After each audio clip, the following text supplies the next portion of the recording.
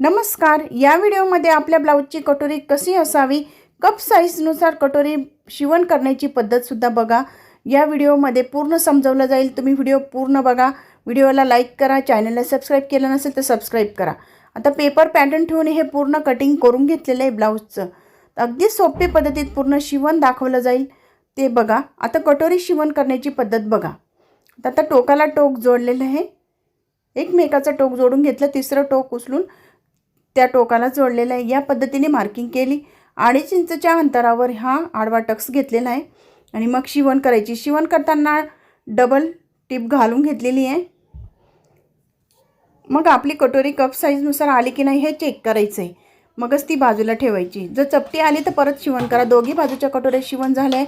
जो एक्स्ट्राचा कपडा असतो तो कटिंग करून घेतलेला आहे, कारण की तो दाबला गेला तर आपली कटोरी चपटी येते. त्यासाठी ही कापून घेतलेला आहे. आणि साईडचा भाग शिवण करण्याची पद्धतसुद्धा बघा. साईडचा भाग शिवण करताना आपली कटोरी गोल असते, मग गोलच शिवण केली गेली पाहिजे. आणि शिवताना सुद्धा ओढलं की आपली कटोरी चपटी येते किंवा तिरपी बसते. कम्फर्टेबल म्हणजे ब्लाऊज व्यवस्थित बसतच नाही. मग त्यासाठी शिवताना ज्या चुका होत असतात त्या समजून घेऊया. मग आपण पेपर पॅटर्नमध्ये सुद्धा पूर्ण कटोरी समजून घेऊया. तर शिवण करताना 1/2 इंचचे शिवण ठेवा. शिलाई मार्जिन, कारण की कधी कधी खूप कमी शिलाई मार्जिन ठेवतात. 1/2 इंचचं शिवण ठेवा आणि एकसारखी शिवण ठेवा, तरच आपली कटोरी गोल आकारात बसते. दोघी बाजूच्या कटोऱ्या शिवण झालेल्या आहे. एक्स्ट्राचा कपडा असेल तो कापून टाका. आपली कटोरी गोल करून घ्यायची खालच्या बाजूने सुद्धा. तर आता योगपट्टी लावण्याची पद्धत बघा. योगपट्टी लावण्याची सुद्धा हीच पद्धत. अस्तरचं ब्लाऊज असो या साधं ब्लाऊज असो, याच पद्धतीने आपण वापर करायचा आहे, कारण की आपल्या ब्लाऊजची फिनिशिंग व्यवस्थित दिसते. जो कटोरीचा टक्स आहे तो आपण वरच्या बाजूने दुमडून घेतला आहे आणि टक्स वरती करून घेतलेला आहे, कारण की जास्त प्रमाणात शिवण केलं तर आपली कटोरी चपटी येते. मग त्यासाठी शिवण करताना सुद्धा अगदी 1/2 इंचच्या अंतरावर हा टक्स शिवण करायचा आहे. आता ही योगपट्टी जोडून झाली. आता हुकपट्टी आयपट्टी ही जोडली आपण. हुकपट्टी आयपट्टीचा व्हिडिओ आपण अपलोड केलेलाच आहे, तो तुम्ही बघू शकता.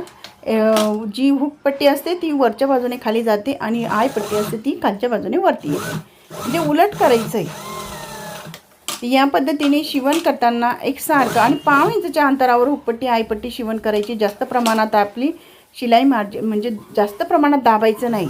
तर जास्त प्रमाणात दाबलं तर आपली कटोरी कमी अंतर येतं आणि ती बसताना आपल्याला कप साईजला दाबली जाते. त्यासाठी शिवण करताना अगदी प्रोफेशनल असं शिवण करा, म्हणजे तुमचं ब्लाऊज अगदी प्रोफेशनल असं बसेल. आता गळासुद्धा कापताना खूप चुका होतात. एकमेकाला आपण ठेवून घेतलं, मार्किंग केली आहे. जर आपलं चुकत असेल तर परत ठेवा. परत आपला गोल आकार आला काही नाही ते हे पण चेक करा. वेळ लागला तर चालेल, पण ब्लाऊज एकदम प्रॉपर शिवण केला गेला पाहिजे. आता हा गोल आला आपला गळा, तर कुठं थोडा कमी वाटत असेल गोल तर परत कापून घ्यायचा आहे. तर या पद्धतीने हे ब्लाऊजचे गळे शिवण्याची पद्धतसुद्धा मी तुम्हाला समजावून सांगितली. शोल्डर जोडताना शोल्डर खूप उतरते. बऱ्याचशे महिला कमेंट्स करतात तर शोल्डर जोडताना काय चूक होते. ही शोल्डर जोडली. आता कधी कधी बसकी शोल्डर असली तर तिरपी टीप घालायची आहे, आणि जर सरळ शोल्डर असेल तर ती सरळ टीप घातली तरी चालते. तर या पद्धतीने आपण शिवण करायचं आहे. तर शोल्डर जोडताना कमी जास्त शोल्डर जोडताना सुद्धा शिवण केलं तर आपलं ब्लाऊज एका बाजूने जिथं शोल्डरवर खूप फिट्ट बसतं आणि एका बाजूने आपल्याला सैल बसतं. त्यासाठी 1/2 इंचच्या अंतरावर दोघी बाजूने शिलाई करून घ्या. म्हणजे नवीन शिवणारे असतील त्यांनी मार्किंग करून शिवण करा, आणि ज्या नेहमी शिवत असतात त्यांना बरोबर शिवण करता येतं. त्यासाठी समजवण्याची काही गरज नाही. नवीन महिलांना खूप ब्लाऊज शिवण करताना खूप अडचणी येतात. त्यांनी या पद्धतीने शिवण करा. तर ही पायपिंगचा सुद्धा व्हिडिओ अपलोड केलेला आहे मी. पायपिंगची तर मी समजून सांगितली त्या व्हिडिओमध्ये कशी करण्याची पद्धत. तर आता ही एक सिंगल टीप घालून घेतली. पूर्ण टीप घालायची आणि पायपिंगच्या तिरप्या पट्ट्या असतात त्या आपण कापून घेतल्या आणि त्या जोडून घेतल्या आणि मग सिंगल पट्टी आपण जोडली. नंतर परत तिला टीप घालून घ्यायची आहे. एक्स्ट्रा कपडा असेल तो कापून घ्यायचा आहे, कारण की आपल्या ब्लाऊजची फिनिशिंग महत्त्वाची. तर दुसऱ्या बाजूने सुद्धा याच पद्धतीने असं दुमडून घ्यायची पायपिंग. पूर्ण शिलाई देऊन घ्यायची. पूर्ण पायपिंगला एकसारखी शिवण असावी. मधला कपडा जो ब्लाऊज पीसचा कपडा आहे तो मध्ये घ्यायचा आहे आणि जी पट्टीचा कपडा आहे तो वरच्या बाजूने घ्यायचा आहे. तर या पद्धतीने ही पायपिंग करण्याची पद्धत आहे. ही पायपिंग केली तर आपल्या गळ्याला जी उलट पडते कधी कधी पायपिंग ती पडत नाही, ती चिटकून बसते आपल्या गळ्यासाठी. जो एक्स्ट्रा कपडा असेल तो कापून टाकायचा आहे.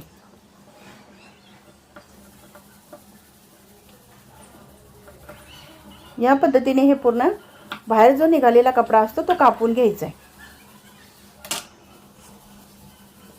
मग या जी पट्टी असते ती मधल्या बाजूने दुमडायची आहे आणि दाबा आपला मध्यभागी सेंटरला ठेवायचा आहे आणि एकसारखं शिवण करायचं आहे. ही पायपिंगची पद्धत खूप सोपी आणि सुंदर बसणारी ही पायपिंग आहे.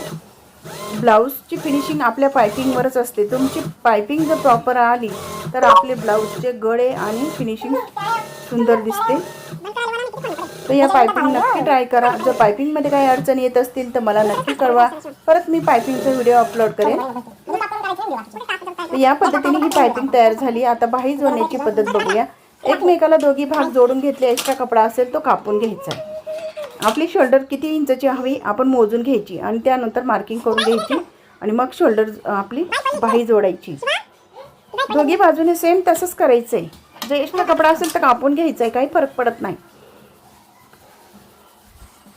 आता बाही शिवण करताना बऱ्याचशा महिलांचं चूक होतात. तर बाही शिवण करताना सुद्धा नक्की समजून घ्या. व्हिडिओला लाईक केलं नसेल तर लाईक करा. चॅनलला सबस्क्राईब केलं नसेल तर सबस्क्राईब करा. म्हणजे तुम्हाला अगदी सोप्या पद्धतीत ही ब्लाऊज शिवण करण्याची पद्धत मी दाखवणार आहे.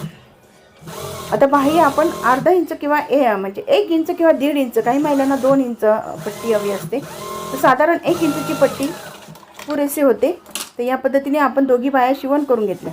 आता एकमेकावर हा कपडा ठेवला आहे. जो खालचा जो 1.5 इंच 2 इंच आपण एकसारखा कपडा ठेवतो शिलाई मार्जिनसाठी, तो एकसारखाच असावा. आणि पुढच्या भागाने थोडा 1/2 इंच कपडा जास्त कापून घ्या. म्हणजे कधी कधी आपल्या ब्लाऊज घातल्यानंतर पुढच्या भागाला आपल्याला रिंकल्स येतात, कपडा गोळा होतो ब्लाऊज घातल्यानंतर, ते होणार नाही. या पद्धतीने हा बाहीची कटिंग असते ती नक्की ट्राय करा. एकमेकावर ठेवून घेतली म्हणजे दोघी बाया सेम येतील. कधी कधी ब्लाऊज घातल्यानंतर एक बाई मोठी एक बाई छोटी, तर ही पद्धत जर वापरली तर तसं परत शिवण करण्याची तुम्हाला गरज नाही. तर हा एक भाग पुढच्या बाजूने मागच्या भागाला येतो आणि एक बाजूची जी बाही असते ती मागच्या बाजूने पुढच्या बाजूला जातो. शिवण करताना हलक्या हाताने अशी शिवण केली आहे, कुठेही कमी पडत नाही. बाही जोडताना प्रॉपर तुम्ही बाहीचा सुद्धा व्हिडिओ अपलोड केलेला आहे. बाही किती इंचची असावी, छातीनुसार बाहीची घडी घ्यायची आहे. तुम्हाला जर अडचणी येत असतील तर मला नक्कीच कमेंट करा. मी परत त्याच्यावर व्हिडिओ तयार करेन आणि अपलोड करेन. तर आता हा एकमेकावर ठेवून घेतला आहे मुंड्याचा भाग. म्हणजे मुंड्याचे भाग तंतोतंत एकमेकाला जोडलेच गेले पाहिजे. तर या पद्धतीने दुसऱ्या बाजूची सुद्धा बाही जोडण्याची पद्धत तीच नक्की ट्राय करून बघू.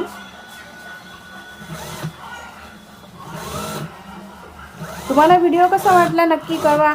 आणि तुम्हाला कटोरी कशी, म्हणजे कटोरीबद्दल ज्या अडचणी असतील त्यासुद्धा मला नक्की कळवा. म्हणजे त्या मी तुमच्या अगदी सोप्या पद्धतीत तुम्हाला सांगण्याचा प्रयत्न करते. डबल टिप घालून घ्यायची बाहीला, सिंगल टिप घालायची नाही, डबल. आणि एकावरच टिप आली पाहिजे. एक थोडीसुद्धा टिप इकडे तिकडे सरकली नाही पाहिजे. काय होतं, बाहीचा भाग जर आपला दिसतो तर मग तो टिप देताना थोडी इकडे तिकडे सरकली म्हणजे आपला भाग असं दाबला जातो, मग तिथं बाही कमी जास्त दिसते. म्हणजे टिप घालताना सुद्धा जी पहिली टिप घालते तिच्यावर दुसरी टिप घालायची. आता ही फिटिंगचा व्हिडिओ मी इथं दाखवत नाही आहे. तर थोडं उलट्या बाजूने आपण टिप घातली. जर आपला हे कटोरी तयार झालेली, दोघी कटोऱ्या, आणि आपलं ब्लाऊज पूर्ण तयार झालेलं आहे. तुम्हाला कसं वाटलं नक्की कळवा. आणि कटोरी कशी वाटली हे पण नक्की कळवा. जर तुम्हाला काही अडचणी असतील तर मला नक्की कमेंट्समध्ये कळवा. धन्यवाद.